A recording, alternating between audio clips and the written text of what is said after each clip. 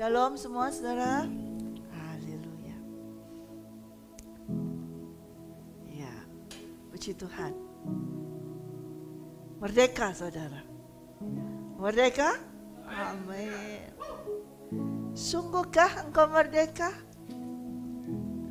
Haleluya. You must follow me. Tuhan Yesus katakan, kamu harus mengikuti aku. Orang yang mengikuti Tuhan Yesus adalah orang yang sudah dimerdekakan oleh Tuhan Yesus. Katakan amin. Hanya orang yang sudah dimerdekakan oleh Tuhan Yesus Kristus baru bisa mengikuti Tuhan Yesus. Sebab kalau orang belum dimerdekakan oleh Kristus, belum dimerdekakan oleh Tuhan Yesus, mereka tidak akan bisa mengikuti Tuhan Yesus. Yang mereka ikuti adalah tuannya, yaitu siapa? Iblis. Karena itu ketika kita menerima perintah dari Tuhan, you must follow me. Berarti sesungguhnya saudara dan saya sudah dimerdekakan oleh Kristus Yesus. Katakan amin. Tapi kebanyakan masih belum. Masih belum semuanya. Coba kita baca di dalam Galatia 5. Kita mau baca dari kitab Galatia pasal 5 ayat yang pertama hingga yang ke-26.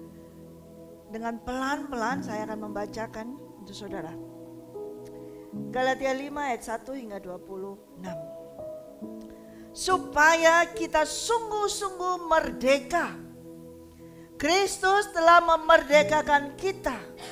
Karena itu berdirilah teguh, jangan lagi mau dikenakan kuk perhambaan. Stop sampai di sini dulu. Kita akan bahas satu ayat coba.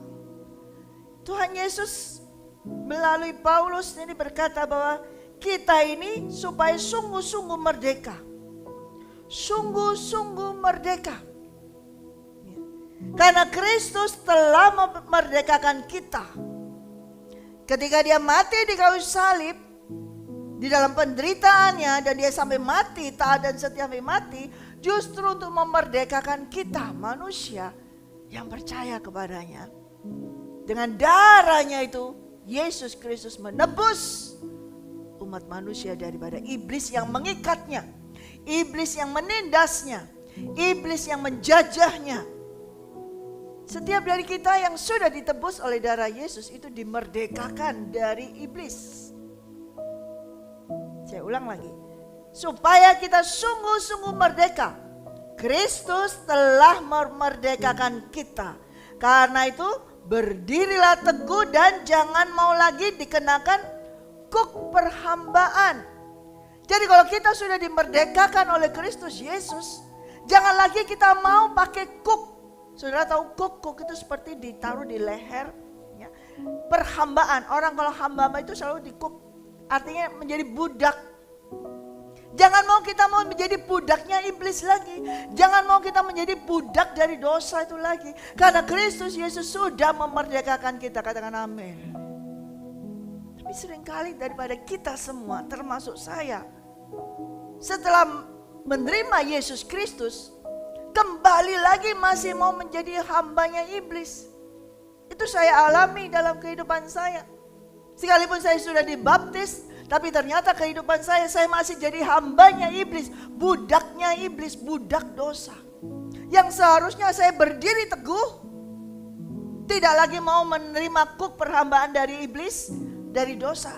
Tapi gak kuat, melihat nikmatnya dosa, gak tahan. Gak tahan untuk tidak mengikutinya. Keinginan untuk berbuat dosa, keinginan daging ini begitu kuat. Saya tidak bisa berdiri teguh.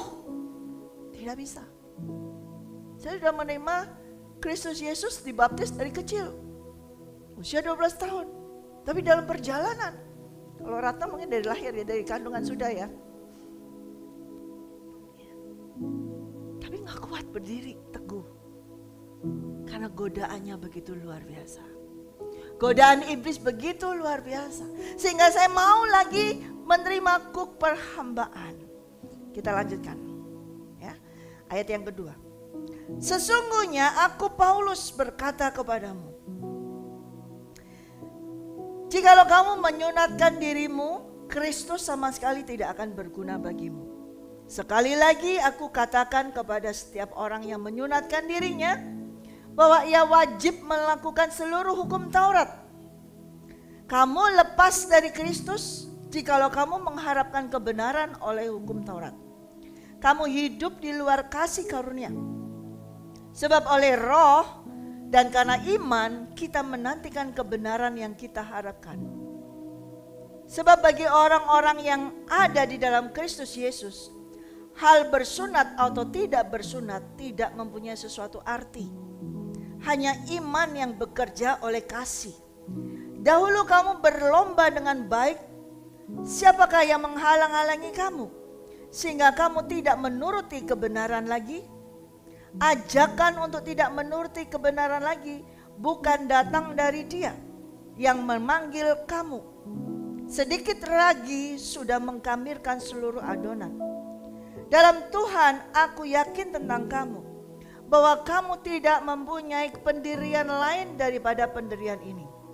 Tetapi barang siapa yang mengacaukan kamu, ia akan menanggung hukumannya. Siapapun dia.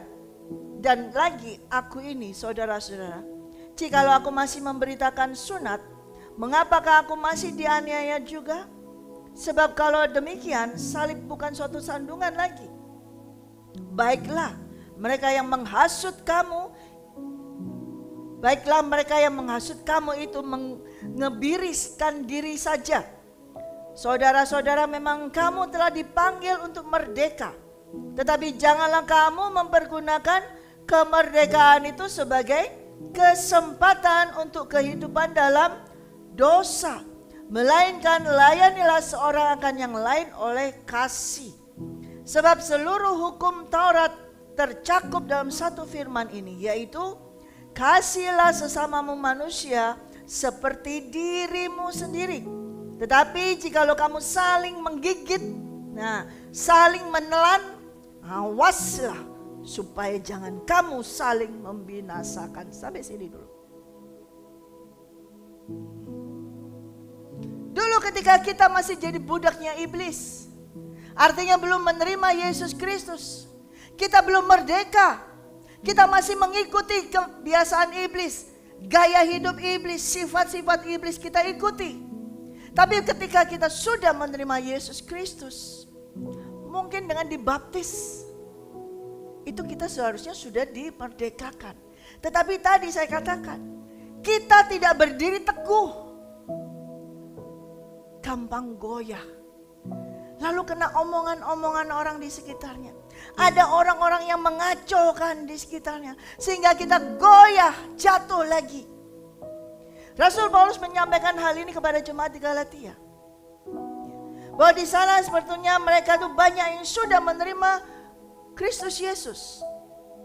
Tetapi ada orang juga yang sedang mengacaukan dalam komunitas mereka. Ada yang berkata, kamu tidak disunat. Memang orang Galatia bukan orang Yahudi. Mereka tidak mengalami sunat secara lahiriah. Ada orang di sana yang begitu memegang tradisi, begitu memegang adat istiadat, aturan Taurat, harus disunat. Sunat itu adalah sesuatu yang secara lahiriah saja. Tetapi mereka pun setelah disunat, mereka tidak hidup di dalam hukum Taurat yang sesungguhnya. Mereka hanya melakukan itu sebagai suatu rutinitas, liturgi saja. Tetapi hatinya mereka jahat. Mereka menghasut,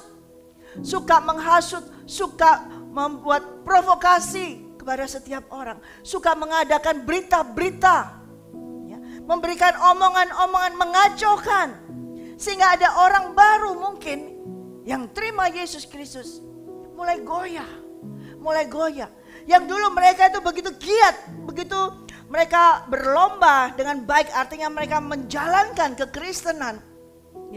Kekristenan itu jalankan dengan baik, mereka beribadah dengan baik, tapi akhirnya ada yang menggoyahkan, ada yang menggoncangkan, ada yang menghalang-halangi. Dan Rasul Paulus tahu bahwa ada orang-orang di antara mereka yang menghalang-halangi, yang mengacaukan. Mungkin tidak banyak, satu orang cukup mengacaukan saudara. Ini dikatakan, Rasul Paulus katakan nih, sedikit ragi itu sudah mengkamirkan seluruh adonan. Sudah pernah tahu ragi? Ragi itu kalau dibuat untuk adonan roti tidak perlu satu kantongan besar. Cuman 1 sendok ujungnya sedikit aja, 1 sendok teh aja. Itu suatu adonan, itu dia sudah mengkamirkan satu adonan itu. Sehingga bisa mengembang menjadi besar. Hanya omongan sedikit itu sudah bisa merusak seluruh komunitas. Omongan dari sedikit orang sudah merusak suatu kelompok di situ di Galatia yang betul-betul setia kepada Tuhan. Yaitu tentang apa? Hal sunat.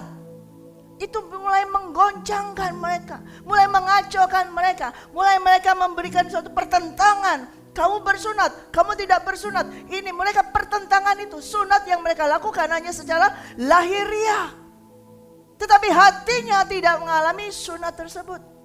Tapi orang yang merasa sudah disunat, sudah pelayanan dari kecil, sudah mengikut Tuhan, sudah melakukan segala macam semuanya, merasa paling suci, merasa paling benar. Kemudian mencari-cari masalah dengan orang-orang yang baru di situ. Oke, Rasul Paulus katakan, siapa? Siapa yang menghalang-halangi kamu sehingga kamu tidak menuruti kebenaran itu lagi? Ada orang-orang di Galatia yang sudah hidup dalam kebenaran. Tapi ada orang sedikit yang mengamirkan, yang memberikan ragi orang Farisi, merusak dengan kata-kata yang mengeracuni mereka, dengan kata-kata yang memprovokasi kepada mereka. Sehingga mereka tidak lagi melakukan kebenaran, tidak lagi merdeka. Mereka mulai melakukan secara harus begini dengan Taurat, dengan tapi mereka sesungguhnya sudah menerima Yesus Kristus. Mereka sudah dibenarkan oleh darah Yesus Kristus. Tapi mulai mereka meragukan lagi dan mengikuti gaya hidup mereka, melakukan perbuatan daging dalam dosa itu lagi. Di ayat yang ke-7. Dahulu kamu berlomba dengan baik, siapakah yang menghalang-halangi kamu? Sehingga kamu tidak menuruti kebenaran lagi. Ajakan untuk tidak menurutinya lagi bukan datang dari dia, bukan datang dari Kristus Yesus, bukan datang dari Roh Kudus yang memanggil kamu. Sedikit ragi sudah mengkamirkan seluruh adonan. Dan di sini di ayat yang 11. Dan lagi saudara-saudara, jikalau aku memberitakan sunat, mengapakah aku masih dianiaya juga? Sebab kalau demikian salib bukan batu sandungan lagi. Nih, baiklah mereka yang menghasut kamu itu mengebirikan saja dirinya. Artinya orang yang suka menghasut itu mendingan pergi aja, keluar aja, jangan suka menghasut. Nah, di sini masih banyak saudara. Di dalam suatu komunitas Kristen ada ragi. Ada orang yang kayaknya beribadah, tapi dia adalah ragi, bukan ragi yang baik, bukan ragi kerajaan surga, tapi ragi orang Farisi, ragi orang Saduki, ragi orang Herodes, raja-raja Herodes. Semua itu merusak. Bukan membuat mengembang, tapi untuk merusak, menghasut. Nah, orang-orang yang suka menghasut ini belum dimerdekakan. Ternyata masih ada di golongan orang-orang Kristen. Di Galatia ada, sekarang di sini juga ada. Di zaman sekarang ada banyak lebih lagi. Di gereja-gereja banyak lagi orang yang suka menghasut. Bukan dari dunia. Yang menaburkan ragi itu bukan dunia, tapi orang yang di dalam itu yang memberikan ragi, yang merusak adonan. Suka menyebarkan kabar yang tidak benar. Suka mencari tahu kabar-kabar. Kemudian disampaikan. Cari tahu, itu orang yang suka memberikan ragi, merusak. Ragi itu sedikit saudara. Suatu adonan tepung sebetulnya bagus. Tapi memang dia harus sengaja dirusak dengan ragi ini supaya dia bisa mengembang. Tuhan Yesus pernah memberikan suatu perumpamaan tentang ragi juga untuk hal kerajaan Allah. Tapi itu tentang perumpamaan ragi yang benar. Di mana kerajaan Allah itu juga diumpamakan seperti ragi.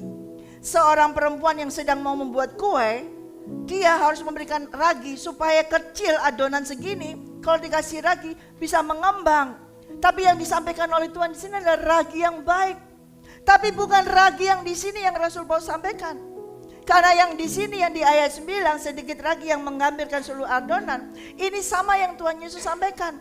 Ketika dia berkata-kata kepada murid-muridnya, hati-hati kamu ya dengan ragi orang Farisi, dengan ragi orang ahli Taurat, yaitu yang merusak. Omongan yang merusak. Ragi itu seperti apa? Saya sudah pernah menyampaikan hal ini. Ragi itu apa? Hal kemunafikan. Itu ragi. Banyak orang Kristen yang munafik, banyak orang Kristen yang menjadi ragi karena kemunafikannya itu merusak seluruh adonan itu. Kenapa tidak bisa mengatakan yang kebenaran seperti Rasul Paulus katakan ini? Kamu dulu tuh sudah sungguh-sungguh berlomba melakukan kebenaran, ngomong benar, A ya A, B ya B. Di dalam hati A, mulut juga A. Di dalam hati B, mulut juga B. Di dalam hati tidak, mulut juga berkata tidak. Di dalam hati ya, mulut juga ya. Kamu melakukan kebenaran. Tapi kenapa sekarang kamu menjadi seperti ini? Siapa yang mengajari kamu? Siapa yang mengajak kamu? Siapa yang menghalang-halangi? Ternyata ada yang mengajak orang untuk berkata-kata yang tidak benar. Ada. Yaitu adalah ragi. Nah, kalau engkau adalah ragi, rugi besar saudara.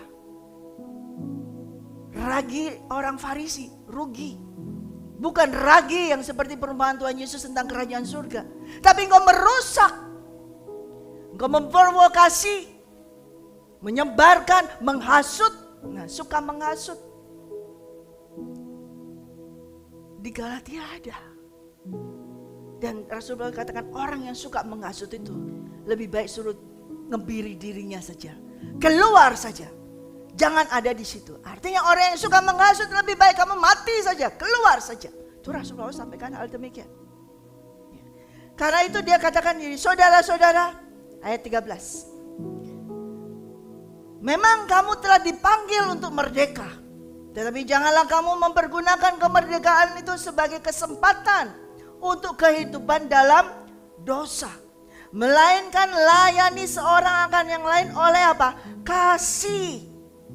Ya. Sebab seluruh hukum Taurat tercakup dalam satu firman ini, yaitu kasihlah sesamamu manusia seperti dirimu sendiri. Tetapi jikalau kamu saling menggigit, siapa yang suka saling menggigit? Saling menelan. Ya. Awaslah supaya kamu jangan membinasakan. Saling membinasakan. Orang yang suka saling menggigit itu siapa? Iblis. Dia tidak mengikuti Yesus Kristus. Dia tidak mengikuti jejak Yesus, tapi dia mengikuti sifat iblis. Suka menghasut, munafik, suka mencari persoalan, suka menggigit, suka menelan. Bukan roti, bukan apa, bukan permen, bukan apa ditelan, digigit. Tapi orang-orang yang suka digigit, suka menggigit orang. Kalau memang kamu dipanggil untuk merdeka, jangan dipakai sia-sia kemerdekaan itu. Yaitu keselamatan yang Tuhan berikan kepadamu secara gratis, free, itu kamu sia-siakan. Dengan kamu bermodalkan, aku udah selamat, aku sudah baca Alkitab, aku sudah tahu, aku dari kecil tahu semua. Kemudian kau mengobar berita-berita buruk. Kemudian mulai menghasut kanan kiri. Mengasihi tidak dengan kasih yang tulus, tapi kasih yang munafik. Nah, ini merusak. Memberi ada maksudnya. Nah, ini merusak. Memberi sesuatu ada maksudnya, itu merusak. Kalau memang kamu memberi dengan kasih, kasih itu tidak merusak. Kasih dari Kristus Yesus, bukan kasih yang munafik. Amin. Ini banyak di Galatia. Dan ternyata banyak juga di akhir zaman ini, betul? Nah, makanya Tuhan katakan you must follow me. Berarti hari ini seharusnya tanggal 18 Agustus, kemarin 17 Agustus Indonesia merayakan kemerdekaan. Juga masih banyak orang-orang yang di Indonesia yang masih dalam pola pikir penjajahan. Walaupun sudah merdeka 79 tahun, tapi masih hidup dalam perbudakan. Memang betul sukar untuk lepas dari perbudakan. Demikian juga kita, saudara. Berapa tahun engkau diterima Yesus Kristus sebagai keselamatanmu? Berapa tahun engkau diselamatkan oleh Tuhan Yesus? Coba cek, jujur, di dalam dirimu. Adakah sifat karakter iblis yang masih kau ikuti? Masih ada. Coba nanti kita buka lagi di ayat yang ke-16. Kita buka dalam ayat yang ke-16. Maksudku ialah, coba saya mau lanjut dari ayat 15 terlebih dahulu supaya enak. Tetapi jikalau kamu saling menggigit, saling menelan, awaslah supaya jangan kamu saling membinasakan. Maksudku ialah hiduplah oleh roh, maka kamu tidak akan menuruti keinginan daging. Sebab keinginan daging berlawanan dengan keinginan roh, dan keinginan roh berlawanan dengan keinginan daging. Karena keduanya bertentangan, sehingga kamu setiap kali tidak melakukan apa yang kamu kehendaki. Akan tetapi jikalau kamu memberi dirimu dipimpin oleh roh, maka kamu tidak hidup di bawah hukum Taurat. Perbuatan daging telah nyata, yaitu percabulan, kecemaran, hawa nafsu, penyembahan berhala, sihir, perseteruan, perselisihan, iri hati, amarah, kepentingan diri sendiri, percideraan, roh pemecah, kedengkian, kemabukan, pesta pora, dan sebagainya. Terhadap semuanya itu ku peringatkan kamu, seperti yang telah kubuat dahulu, bahwa barang siapa melakukan hal-hal yang demikian, ia tidak akan mendapat bagian dalam kerajaan Allah. Saudara, kita tentunya pasti mau masuk dalam kerajaan Allah dan mendapat bagian, kan? Nah, kita cek di sini. Perbuatan daging ini ada tidak di dalam kita? Kalau kita hari ini tanggal 18 ya, kebetulan Agustus, negara kita Indonesia kemarin merayakan kemerdekaannya. Saudara, kita juga harus betul-betul merdeka dari iblis, saudara. Masih ada tidak perbuatan daging ini dalam kehidupan kita? Kita cek masing-masing. Masing-masing hari ini boleh mereview, cek, ada tidak semua yang tadi kita baca. Hawa nafsu masih, kecemaran, percabulan, perselisihan, oh masih banyak banget perselisihan. Saudara pikir kalau perselisihan, oh kita ini lagi berdebat kok, kita ini lagi diskusi, tapi ujung-ujungnya apa? Berselisih, bukan diskusi. Iri hati, oh banyak iri hati, gak keluar, ngelihat aja di IG postingan, aduh kenapa kok itu dirayakan, kenapa kok ini tidak, kenapa kok ini diajak, kok ini tidak. Nah mulai kan iri hatinya muncul. Lihat di postingan, kenapa kok dia punya ini, kok aku gak ngomong. Tapi dalam hati, namanya iri hati, berarti di dalam hati. Di luar ngomong, oh gak apa-apa, mulut nih ngomong gak apa-apa, muka gak apa, hati iri. Ini adalah orang munafik. Dan ini kena ragi, dan berarti ia belum dimerdekakan. Iri hati membawa kepada amarah. Nah, kalau sudah iri sama temannya, iri sama kakaknya, iri sama adiknya, iri sama istrinya, iri sama suaminya, iri sama bestinya, iri sama gembalanya, iri sama domba-dombanya, membawa kepada amarah. Marah, kok saya tidak mengalaminya, kok saya tidak dapat, kok itu dikasih, kok saya tidak dikasih. Itu dikasih barang yang bagus, kok saya nggak dapat. Itu dirayakan ulang tahunnya, kok saya tidak. Itu dapat tart yang besar, susun 3, kok saya cuma dapat kecil. Ya seperti itu. iri hati. Ada nggak? Nih, cek masing-masing. Hari ini kalau kita berkata merdeka, itu pun harus tidak ada dalam diri kita. Amin. Hal kecil, kok dapat permen, kok saya enggak? Itu hal kecil. Kalau itu ada, berarti engkau tetap iri hati. Berarti engkau tidak merdeka. Berarti engkau belum dimerdekakan oleh Kristus. Apakah Kristus harus mati disalib lagi untuk memerdekakan dirimu? Apalagi? Kepentingan diri sendiri. Nih, ini kayaknya bisa dirohanikan nih. Kepentingan diri sendiri ini bisa dirohanikan. Ya.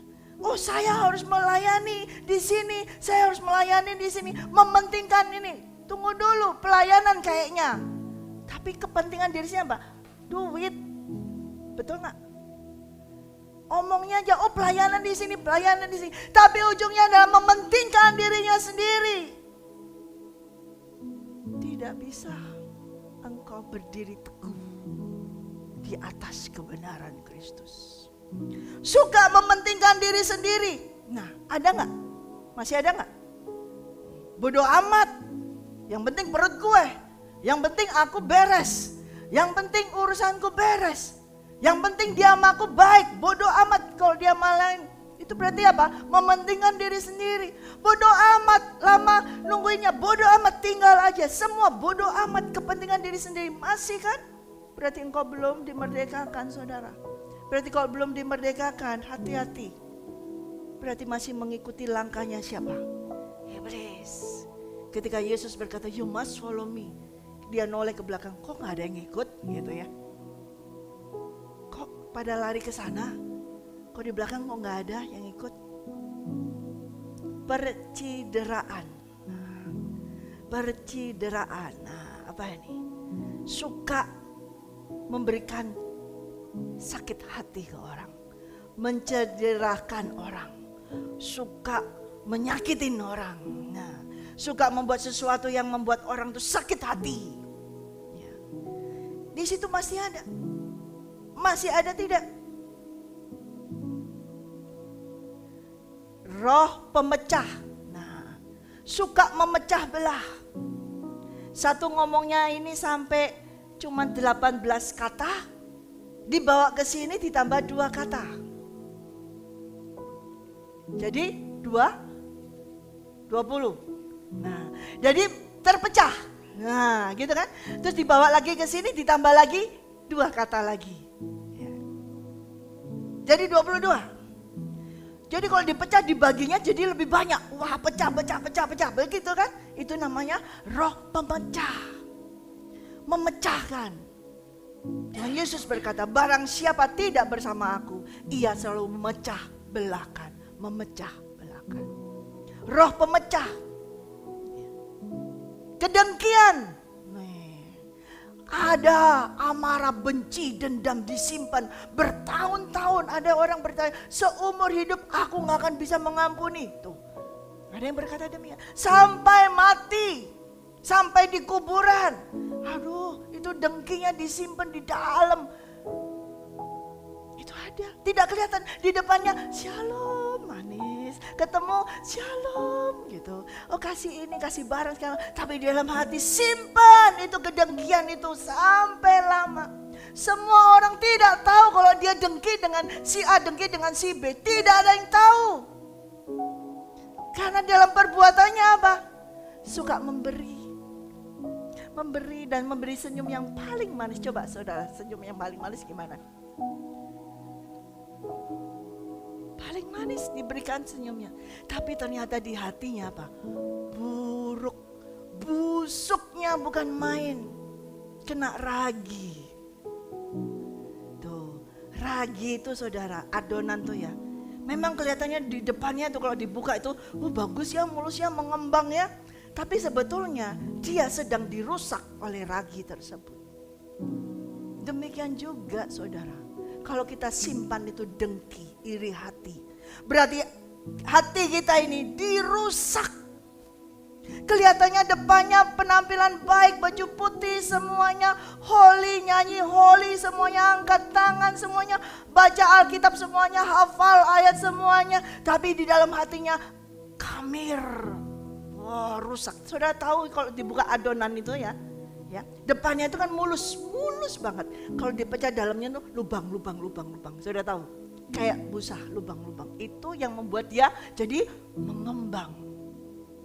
Demikian juga ragi ini yang Rasul Paulus sampaikan, sama seperti Tuhan Yesus sampaikan. Siapa yang memberikan ragi kepada kamu? Dulu kamu melakukan kebenaran, kamu berlomba-lomba dengan baik melakukan kebenaran. Tapi kenapa sekarang kamu jadi mengembangnya itu dengan ragi? Persaingan yang jahat, bukan persaingan yang baik. Depannya mulus, senyumnya mulus, terbaik. Tapi ternyata hatinya lubang semua. Itu perbuatan daging. Nah, terhadap semuanya ini kemabukan. Pesta pora, mabuk. Saudara, kalau orang mabuk anggur, mabuk itu, orang itu nggak sadar. Dibawa mabuk itu tidak sadar. Ya, dibawa oleh anggur itu tidak sadar, sehingga dia ngomong itu seenaknya sendiri, ngomong itu ngelantur, seenaknya sendiri, ngomong sana, ngomong sini, suka mabuk seperti itu. Pesta pora. Semuanya ini, orang-orang yang melakukan hal ini, firman Tuhan berkata, tidak akan mendapat bagian di dalam kerajaan Allah. Lalu kenapa? Kok kamu bisa? Siapa yang membuatnya seperti ini? Kamu sudah dipanggil untuk merdeka. Tapi kenapa kamu terikat lagi dengan perbuatan daging? Kamu sudah dimerdekakan, tapi kenapa lagi kamu melakukan hal ini lagi? Mencemplungkan diri lagi, kenapa? Siapa? Lingkungan yang buruk itu merusak suatu pergaulan yang baik. Saudara pikir tadi, aku sudah bebas kok. Aku sudah dimerdekakan. Ada Kristus di sini. Gak apa-apa aku hidup dengan teman-teman seperti itu. Aku ada Kristus, aku kuat. Saudara, hati-hati. Lingkungan yang buruk itu akan merusakkan kebiasaanmu yang baik. Kebiasaanmu yang baik apa? Bergaul. Di atasnya ayat 16 maksudnya Rasul Paulus adalah hiduplah oleh roh, hiduplah bergaul, walking habitual fellowship with the Holy Spirit. Sekalipun kita ada di dunia ini, tapi kita berjalan, bergaul dengan Roh Kudus. Hubungannya setiap hari bertanya dengan Roh Kudus, bergaul dengan Roh Kudus. Terima berita WA, bertanya dengan Roh Kudus. Ini perlu dijawab tidak? Berita yang gak benar ini, harus gimana cara menanganinya? Harus dibetulkan orang ini gimana? Harus dijawab tidak? Bergaul dengan Roh Kudus. Tidak langsung ditambah cari, oh ya masa sih, kenapa, oh ya ditambah lagi menampung penampungan seperti itu. Atau tambah di forward. Tapi tanya dengan dia. Supaya engkau tidak masuk dalam lingkungan yang rusak ini. Yang bolong-bolong hatinya. Karena ragi. Bergaul dengan Roh Kudus. Maka engkau tidak akan menuruti keinginan daging. Keinginan daging adalah apa? Pengen tahu, kok bisa? Masa sih? Gak benar sih, pengen tahu lagi. Keinginan daging adalah, aku pengen tahu ada apa sih sebenarnya. Itu keinginan daging. Kepo itu keinginan daging. Kepingin tahu, itu keinginan daging. Kenapa kok bisa muncul keinginan daging? Karena kamu tidak bergaul dengan Roh Kudus. Karena kamu tidak hidup lagi dengan Roh Kudus. Kamu hidup dengan orang-orang yang sepertinya pelayan Tuhan, yang sepertinya hamba Tuhan, tapi daging semuanya. Yang dibicarakan adalah hal-hal daging. Sehingga kamu terkenal kembali. Sama. Begitu kumpul di suatu gereja komunitas yang daging juga. Maka bertanya, itu begini loh. Itu begini loh. Oh masa sih? Masa sih? Sama lagi. Karena lingkungan yang tidak benar itu merusak. Kalau kamu bergaul dengan orang yang bergaul dengan Roh Kudus, tidak akan mungkin hal itu terjadi. Kalau engkau terus bergaul dengan orang yang bergaul dengan Roh Kudus, engkau akan dibawa untuk bergaul dengan Roh Kudus. Engkau akan dibawa untuk berdoa, bertanya kepada Roh Kudus. Saudara, saya tidak akan bisa kena makan gosip. Saudara mau kasih saya makanan gosip, saya tidak akan bisa. Saudara datang kepada saya membawa sesuatu omongan atau apa, saudara yang akan saya makan. Dan saya bawa ke Roh Kudus, bawa ke Tuhan Yesus, untuk engkau dimakan oleh firman. Itu saya. Saya bisa mencium. Ini omongan apa? Provokator? Ini omongan apa? Kalau omongan gak benar akan saya bawa, dibersihkan. Saya tidak akan bisa. Nah itu kenapa? Saya bergaul dengan Roh Kudus. Demikian juga saudara juga harus bergaul dengan Roh Kudus. Sehingga kalau saudara bergaul dengan Roh Kudus, ada orang yang datang memberikan omongan-omongan. Saudara bertanya, ini orang gak benar Tuhan. Tuhan kasih tahu gak benar, kasih tahu yang benar. Nah itu yang jadi. Bukan digali sesuatu yang gak benar, tapi menyampaikan tentang perihal firman Tuhan. Kalau orang yang hidup oleh Roh, maka tidak akan menuruti keinginan daging. Berarti orang itu sudah merdeka. Amin. Amin. Selama kita berjalan, Roh Kudus nanti akan mengkorek dalam dirimu. Itu pasti. Ini ada keterikatanmu. Ya kita akan diingatkan.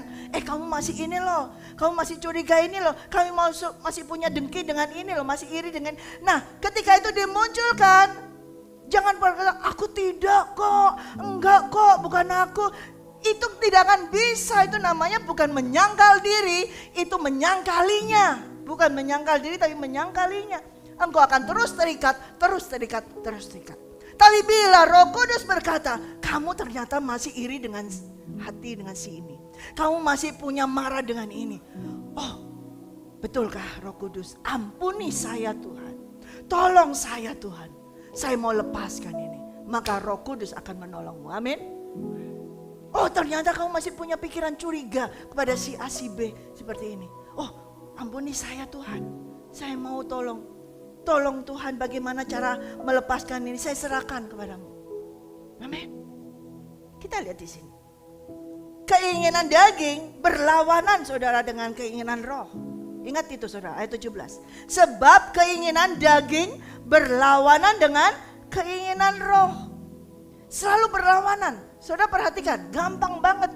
Engkau sedang melakukan kehidupanmu mengikuti keinginan daging atau keinginan roh.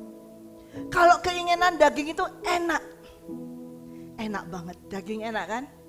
Enak kan? Tapi keinginan roh menderita. Sakit. Aduh, parah. Jadi suatu saat ketika muncul suatu keinginan di dalam hatimu, ya lihat. Yang ini nikmat ini, enak ini. Yang ini, aduh harus begini, harus ini. Berarti itu adalah selalu berlawanan, ya, tidak akan bersama, selalu berlawanan. Saudara mau pilih yang mana? Yang enak atau yang gak enak? Jujur. Mau pilih yang mana? Pasti pilih yang enak.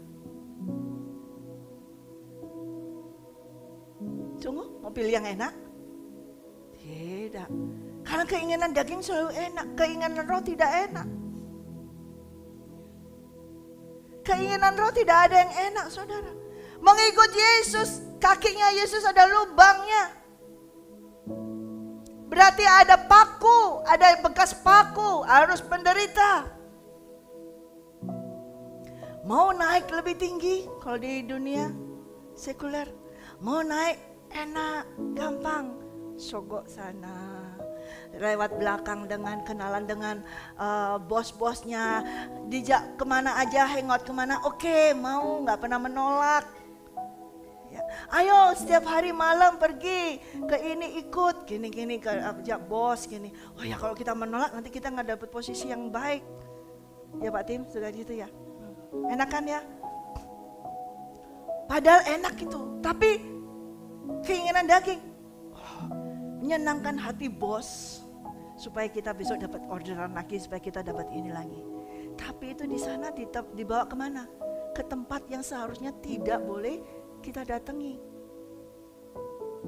Makanan enak lagi. Ikuti keinginan roh. Ya, nggak jadi makanan yang mahal di hotel yang terkenal itu dong. Gimana ini? Wah, nggak bisa ini. Tapi jalurnya apa?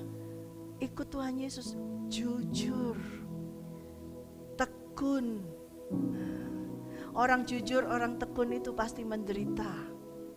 Kalau orang tidak jujur itu enak, betul? Gak perlu menderita, uang langsung masuk. uang langsung masuk. Ya kan? Bagi 2 deh, boleh kan? Nah ini berarti ini, oke berapa persen? Iya deh, oke masuk gampang. Ya. Tapi kalau jujur, kamu, sok kudus kamu. Ini kan juga lumayan ini buat bayar sekolah anakmu, kan gitu misalnya. Ini buat beli ini lumayan, gimana sih? Enggak, ini harus lewat jalur yang benar seperti ini. Dijauhin sama orang. Orang jujur pasti dijauhin sama orang. Tapi kalau orang yang mau diajak bekerja sama, temannya banyak. Ini saudara, keinginan daging selalu berlawanan dengan keinginan roh. Mana yang kita ikuti? Ya, pasti dalam dunia pasti Pak Tim lebih ngerti kalau di dalam bisnis itu banyak sekali tantangan keinginan daging, keinginan roh. Tapi juga di dalam kerohanian, di dalam pelayanan banyak juga keinginan daging atau keinginan roh banyak sekali. Malah lebih nyaru, gak kelihatan. Kayaknya roh semuanya, tapi ternyata daging semuanya, duit semuanya. Kayaknya holy semuanya, tapi duit semuanya. Malah nyaru, kalau di dunia lebih kelihatan. Hitam dan putihnya jelas. Tapi di gereja, di tempat komunitas anak-anak Tuhan, kayaknya gak ada hitam, tapi abu-abu muda, putih tulang, tidak putih bersih. Gimana engkau bisa membedakannya? Itu yang membuat sukar. Bagaimana kita bisa merdeka kalau kita tidak bisa kuat berdiri? Kita harus teguh, saudara. Mengikut Yesus harus teguh. Karena kita sudah dimerdekakan oleh Yesus Kristus. Kita harus teguh. Semua yang kita baca tadi keinginan daging itu kalau dilakukan, ini firman Tuhan ya, kita baca sekali lagi di ayat 21. Kedengkian, kemabukan, pesta pora dan sebagainya, terhadap semuanya itu kuperingatkan kamu seperti yang telah kubuat dahulu, bahwa barang siapa melakukan hal-hal yang demikian, ia tidak akan mendapat bagian dalam kerajaan titik. Saya marah baik kok. Tidak ada marah baik, saudara. Amarah itu tidak baik. Menegur ada. Tapi kalau amarah itu ada muatan benci, dendam. Saya tujuannya baik kok, tapi untuk memberikan hasutan, menciderai, memberikan provokator, kata-kata, omongan, itu tidak ada maksud baik untuk supaya menghancurkan, itu bukan maksud baik. Ayat 22. Tetapi, nah, itu tadi perbuatan daging. Buah roh ialah kasih, sukacita, damai sejahtera, kesabaran, kemurahan, kebaikan, kesetiaan, kelemah lembutan, penguasaan diri. Tidak ada hukum yang akan menentang hal-hal itu. Barang siapa menjadi milik Kristus Yesus, ia telah menyalibkan daging dengan segala hawa nafsu dan keinginannya. Jikalau kita hidup oleh roh, baiklah hidup kita juga dipimpin oleh roh. Dan janganlah kita gila hormat, janganlah kita saling menantang dan saling mendengki. Berlawanan kan? Bertentangan kan? Keinginan daging dengan keinginan roh bertentangan kan? Perbuatannya juga bertentangan kan? Buah roh ialah kasih. Kalau tadi tidak ada kasih, mana bisa orang perselisihan kok dengan kasih? Iri hati itu kasih, nggak ada. Mau mementingkan diri sendiri pasti tidak memiliki kasih. Kasih, sukacita, nggak akan bisa sukacita. Melihat orang lain diberkati nggak akan sukacita. Marah, kok bisa? Dia kan orang baru, kok sudah diberkati? Marah, tidak ada sukacita. Tetapi buah roh, tetapi perbuatan roh, ketika ada orang yang diberkati, dia akan apa? Bersukacita. Ketika ada orang yang tambah, manusia rohnya bertumbuh, dia akan apa? Bersukacita. Itu bedanya di situ. Tapi kalau dia keinginan daging, melihat itu orang baru dibaptis, orang baru kok kok sudah dapat pelayanan mimbar, kok sudah dapat ini. Berarti itu apa? Perbuatan daging. Sedangkan kalau roh, ada orang yang bertumbuh kerohaniannya, bersuka cita, senang, gak tambah marah. Ya kan? Karena ada sukacita. Ada damai sejahtera, sabar, ada kesabaran, kemurahan, kebaikan, kesetiaan, kelemah lembutan, penguasaan diri. Bertentangan semuanya. Bagaimana kita hari ini? Kita merdeka? Sungguh-sungguhkah kita merdeka? Sungguh-sungguh sudah tidak ada perbuatan daging kah? Atau masih ada sedikit-sedikit? Segera beri dirimu untuk dikuasai oleh roh. Berikan dirimu untuk dikuasai. Di ayat yang 24, siapa yang menjadi milik Kristus telah menyalibkan daging dengan hawa nafsu dan keinginannya. Bukan hanya menyalibkan daging, hawa nafsunya, iya, tapi keinginannya enggak. Ini semua harus disalibkan. Hawa nafsu dan keinginannya.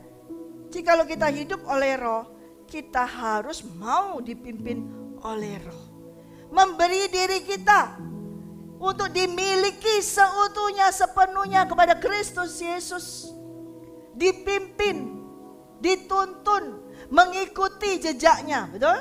Mengikuti langkahnya. Walaupun kadang langkahnya tidak bisa kita lihat dengan jelas, tapi itu langkah itu tetap ada, jejak itu dari Tuhan Yesus tetap ada. Roh Kudus akan menuntun kita mengikutinya, terus dipimpin oleh Roh. Jadi kalau kita jadi milik Kristus, ayo saudara, marilah kita semuanya terus maju, bergerak maju. Artinya semuanya ditinggalkan semua, kedagingan kita tinggalkan. Iri hati, amarah tidak ada lagi. Tapi kita maju, bergerak maju. Bangun mengikuti jalan yang benar. Dikendalikan oleh roh. Kita harus mau dikendalikan oleh roh. Dan kalau kita sudah dipimpin oleh roh, jangan lagi kita kembali lagi. Jangan lagi kita menjadi sombong. Oh, aku sudah paling bisa, aku sudah khotbah, aku sudah pelayanan. Oh, sombong. Jatuh lagi saudara. Dan jatuhnya lebih parah lagi kalau sombong itu. Jangan lagi kita gila hormat. Wah, karena gara-gara sudah khotbah di sini, terus turun mukanya begini, shalomnya begini aja. Biasanya sebelumnya khotbah di sini, shalom begini. Tapi setelah sudah khotbah, gini aja, ya begini, sombong, nggak mau jadi asyar lagi, nggak mau shalom-shaloman lagi, jangan disentuh, wah, jangan sentuh saya, gitu ya, nggak mau bersentuhan dengan orang lain, karena ini holy, wah, ini ada Roh Kudus, nggak mau sentuhan dengan orang lain, tidak seperti itu saudara. Tuhan Yesus saja, yang Allah Maha Tinggi, Dia mau menjamah siapa? Orang penyakit kusta. Saudara tahu orang yang sakit kusta itu kalau dijamah bisa nular. Tapi dia mau menjamahnya. Nah, kenapa engkau yang berkata, oh dapat urapan yang luar biasa. Tidak mau dijamah, nanti takut urapannya hilang. Kok Tuhan Yesus gak takut ya urapannya hilang menjamah orang kusta? Kalau itu urapan dari Tuhan, tidak akan pernah hilang saudara, amin. Kenapa kita menjadi gila hormat, tidak mau menjamah, tidak mau sombong, mementingkan diri sendiri, masih suka menantang, saling menantang, masih saling mendengki, masih mau keinginan untuk bersaing dengan jahat, mau menang sendiri dan masih suka memprovokasi dan masih suka menjengkelkan satu sama lain, dan masih punya iri hati dan cemburu satu sama lain. Ya, kembali lagi, jatuh lagi, terikat lagi, tidak merdeka lagi saudara. Jangan. Kalau kita sudah menerima rohnya yang kudus, Kita sudah dimerdekakan oleh Kristus Yesus. Dan ada buah roh yang keluar dari kita, yang dihasilkan. Saya katakan kemarin, kita bekerja sama dengan Roh Kudus untuk menghasilkan buah. Roh Kudus adalah benihnya. Ini kayak pabriknya. Ada kerjasama. Dia membutuhkan pabrik ini untuk berkata, oke, kamu boleh produksi di sini. Maka dia akan menghasilkan buah kasih. Semua yang tadi itu, sukacita, damai sejahtera. Tapi kalau pabrik ini berkata, aku tidak mau menghasilkan buah roh, ya nggak akan menghasilkan walaupun ada benih di dalam. Tidak akan ada hasilnya. Karena itu saudara bisa melihat, kenapa orang itu Kristen bertahun-tahun, tapi kok nggak ada hasilnya? Karena dia sebagai pabrik menolak untuk menghasilkan produksi buah roh itu. Ada Roh Kudus di dalamnya. Ada benih firman Tuhan, tapi dia menolak untuk menghasilkan. Ketika dikatakan, kamu harus mengampuni, gak bisa. Dia terlalu jahat untuk diampuni, menolak untuk mengampuni. Tidak bisa menghasilkan. Kamu harus melupakan, tidak bisa. Itu kejadian aku ingat terus. Itu dia menolak. Kamu harus sabar tunggu, tidak bisa. Dia sudah berkali-kali menipu saya. Berarti engkau menolak untuk menghasilkan buah. Roh Kudus memberikan benih, Tuhan memberikan benih dalam hati kita, yaitu rohnya. Tapi ini, tepuk badanmu sendiri. Ini adalah pabriknya Roh Kudus. Engkau bisa menolak untuk menghasilkan buah roh. Dengan berkata alasanmu, gak bisa, saya kan sudah begini, dia masih keterlaluan, dia begini. Alasan terus yang dikeluarkan, tidak akan ada hasil buah yang kau hasilkan. Roh Kudus menunggu pabrik ini, kau berkata, ya, aku serahkan, engkau yang memproduksinya. Maka itu akan terjadi. Sahamnya berapa? 0 dan 100%. Pabrik ini sahamnya cuma 0 bagiannya. Dia 100%. Sehingga kalau engkau bisa menghasilkan buah roh, yaitu kasih, sukacita, damai sejahtera, kesabaran, kemurahan, kebaikan, kesetiaan, kelemah lembutan, penguasaan diri, itu total bukan dari pabrik itu, bukan dari engkau yang menghasilkan, tapi Roh Kudus itu sendiri yang akan menghasilkannya. Amin. Makanya tidak bisa sombong. Kalau orang punya katakan, aku punya kasih tapi masih sombong, berarti itu bukan hasil dari Roh Kudus, hasil dari pabrik itu sendiri. Sahamnya dari pabrik itu masih ada 50%. Padahal dari pabrik itu harus tidak ada sahamnya, harus 0 sahamnya. Yang 100% adalah Roh Kudus. Oleh karena itu saudara, hari ini, you must follow me, Tuhan berkata. Kita harus mengikuti Tuhan Yesus karena kita sudah dimerdekakan. Dan harus kita mengikuti Tuhan Yesus karena kita sudah dimiliki oleh Tuhan Yesus. Amin.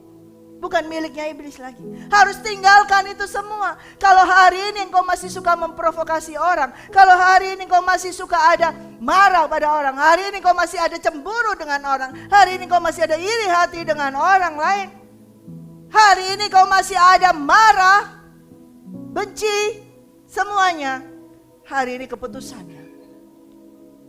Mau dimerdekakan atau tidak? Kalau engkau mau merdeka, seperti bareng-bareng dengan bangsa Indonesia ini, peringatan 17 Agustus, seharusnya saudara semua juga harus dimerdekakan dari iblis. Amin. Tidak lagi kita hidup seperti itu. Tidak lagi jatuh dalam kubangan yang sama. Tidak lagi.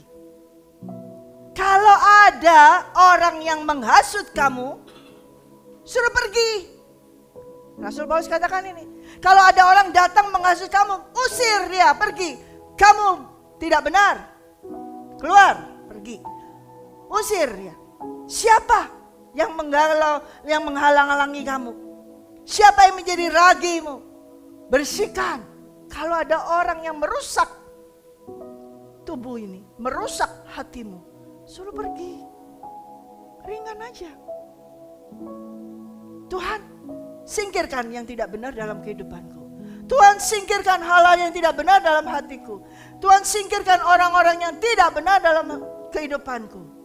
Tuhan pasti kok saudara. Tuhan akan segera menyelidiki. Mulai dari akhir ini, semakin akhir.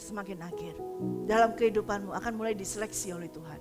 Kalau betul-betul engkau adalah orang pilihannya, orang-orang yang ada di lingkunganmu akan diseleksi. Kalau orang-orang itu yang munafik akan dipinggirkan, akan disingkirkan, akan disingkirkan, akan disingkirkan. Kalau ada orang-orang jahat itu akan disingkirkan. Selama engkau terus bergaul dengan Roh Kudus. Selama engkau terus bergaul dengan Roh Kudus.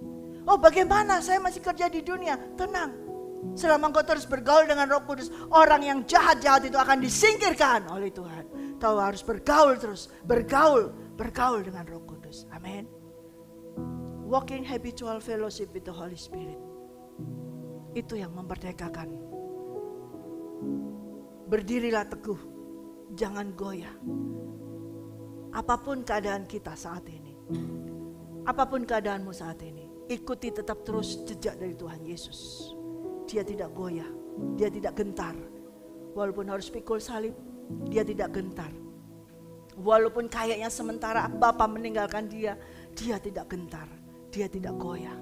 Karena Bapa tetap mengasihi Tuhan Yesus dan Tuhan Yesus mengasihi Bapa. Demikian juga dengan saudara dan saya.